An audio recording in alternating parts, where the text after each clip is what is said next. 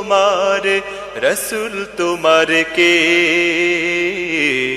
ফেরেশতা আসিয়া যখন জিজ্ঞাসা করিবে, প্রস্তুতি নাও সেই জবাবের লাগি।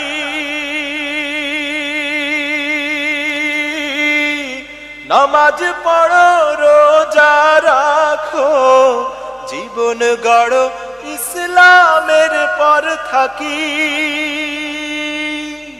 যেথায় তোমার রাসূল বিনে বন্ধু না মিলিবে, রবকে তোমার দিন কি তোমার, রসুল তোমার কে?